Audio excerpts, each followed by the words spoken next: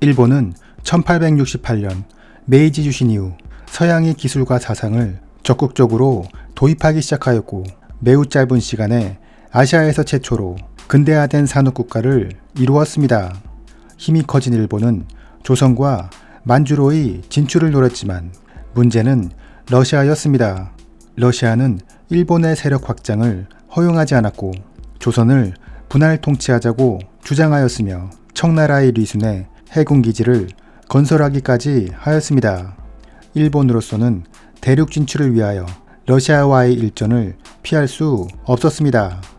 당시 러시아는 유럽의 강대국으로 병력의 수나 무기 수준에서 일본은 아직 러시아를 따라올 수 없는 상황이었습니다. 하지만 일본은 전쟁에서 승리할 수 있다는 판단을 하게 됩니다. 그 이유는 먼저 러시아의 영토가 방대하다는 것입니다. 러시아의 대부분의 병력이 유럽에 있었고 그 당시는 아직 시베리아 철도가 완성되어 있지 않아 대규모 병력을 극동으로 이동하는 것이 매우 어려웠습니다. 당시 러시아의 극동군 전력이 10만 명 정도였는데 이에 반해 일본은 25만 명의 병력을 투입시킬 수 있었습니다. 보급 측면에서도 전선과 가까운 일본이 훨씬 유리했던 것입니다. 일본은 자신들이 만주로 진출하는 데 있어서 보급선 안정을 위한 황해에서의 제해권 장악이 필수적이었고, 그러기 위해 리순의 러시아 해군기지를 공격하면서 러일 전쟁이 발발하게 됩니다. 1904년 일본 해군은 리순항에 접근하여 러시아 해군을 공격합니다. 초반 공격은 일본이 우세했습니다. 하지만 러시아는 함대를 리순항 내항으로 이동시키고 지상해안포대의 지원을 받아 대응하였습니다. 이렇게 제해권을 완전히 장악하지 못한 일본 해군은 육군에게 지원 요청을 하게 되고, 이에 일본 육군은 약 5만 명으로 구성된 제3군을 편성하여 리순 공략에 착수합니다. 일본 육군의 공격 정보를 듣게 된 러시아군은 방어 준비를 시작합니다. 당시 러시아도 리순에 약 5만 명의 병력이 있었는데 이 병력을 이용해 거대한 요새를 건설하여 방어할 계획을 세웁니다. 리순 요새는 당시로서는 신기술이었던 철근 콘크리트로 지어졌으며 그 길이만 29km에 달했습니다. 646문의 대포와 62정의 맥신 기관총을 보유하고 있었으며 요새 앞쪽에는 철조망을 두르고 쥐레를 매설하였습니다. 일본군은 대대적인 포격을 시작으로 요새의 서쪽과 동쪽 양쪽에서 공격을 시작하였는데 주력은 요새의 동쪽을 공격하였습니다. 하지만 러시아군은 완강히 저항합니다. 러시아군의 포격으로 원거리에 있던 일본군들은 피해를 보았으며 간신히 요새에 가까이 접근한 일본군은 철조망에 막혔습니다. 이들에게 맥신 기관총의 집중 사격이 시작되었고 사상자는 순식간에 늘어납니다. 사실 기관총의 살상력이 알려진 것은 1차 대전이었지만 그 이전인 러일 전쟁에서 이미 기관총의 위력은 증명되었습니다. 결국 일본은 요새 점령에 실패하고 1만 6천 명의 사상자를 냅니다. 1차 공세에 실패한 일본은 요새를 단기간에 함락시키는 것이 어렵다고 인정하고 장기전에 돌입하게 됩니다.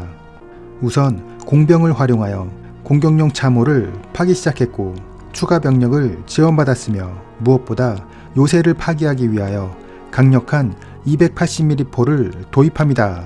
러시아군도 파괴된 방어진지를 복구하고 철조망과 지뢰를 추가로 설치하며 일본군의 공격에 대비합니다. 한 달 후 2차 공세가 시작됩니다. 일본군은 상대적으로 방비가 약했던 요새의 북쪽과 서쪽을 공격합니다.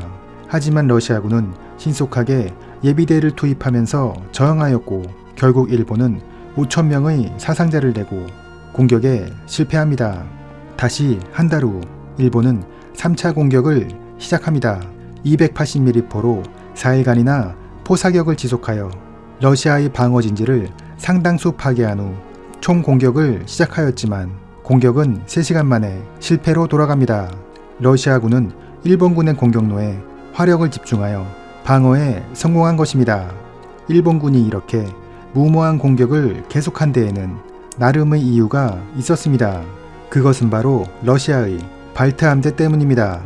발트 함대는 당시 세계 최강의 함대로 알려졌으며 42척으로 이루어진 이 함대가 리순항에 도착한다면 일본 함대는 리순항에 있던 태평양 함대와 새로 도착한 발트 함대에게 포위되며 이렇게 황해의 제해권을 잃게 된다면 전쟁에서 패하는 것이 분명했습니다. 그나마 다행인 것은 발트 함대가 미순까지 오려면 28,000km의 긴 거리를 8개월에 걸쳐 항해해야 한다는 것이었습니다. 일본으로서는 시간이 없었고 러시아는 최대한 시간을 끌어야 했습니다. 일본 정부는 사령관 노기 마레스케에게 하루빨리 리순을 점령할 것을 독촉하였고 그래서 노기 사령관은 무모한 공격을 계속할 수밖에 없었습니다. 지휘부에서 추가 지원군까지 보내주었기에 노기 사령관은 다시 한번 공격을 개시합니다. 이번에는 요새의 서쪽에 위치한 203 고지를 목표로 하고 병력을 투입시킵니다. 고지를 점령하려는 일본군과 방어하려는 러시아군의 치열한 전투가 벌어지게 되고 고지의 주인이 4차례나 바뀌는 등 양측은 사력을 다하여 싸우게 됩니다. 결국 일본은 203 고지를 점령합니다. 당시 이 고지는 203m의 높지 않은 산이었지만 이곳에서 리순양 전체를 조망할 수 있었습니다. 고지 점령 후 일본군 포병이 280mm 포를 사격할 때 203 고지에 있던 포병 관측병들이 정확한 좌표 지시를 해주어 러시아의 태평양 함대의 전함들은 하나하나 파괴됩니다. 러시아의 요새도 결국 견디지 못하고 일본군에 항복하게 되면서 리순 공방전은 일본의 승리로 끝나게 됩니다. 러일 전쟁 초반에 벌어졌던 이 전투로 일본군은 안정적인 보급선을 확보하게 되었고 전쟁은 일본에게 유리한 방향으로 전개되기 시작합니다. 이 전투에서 일본군은 14,000명이 전사하는 등 총 58,000명의 사상자가 발생하였습니다. 러시아는 16,000명이 전사하고 32,000명이 포로가 되었습니다. 전투가 끝난 후 일본에서는 사상자가 너무 많이 발생한 것에 대해 책임 논란이 일어났습니다. 일본군의 사령관이었던 노기 장군은 그 책임의 중심에 있었습니다. 그리고 그 자신도 두 아들을 이 전투에서 잃었습니다. 노기 사령관은 결국 심리적 부담감을 이기지 못하고 부인과 함께 자결하고 맙니다.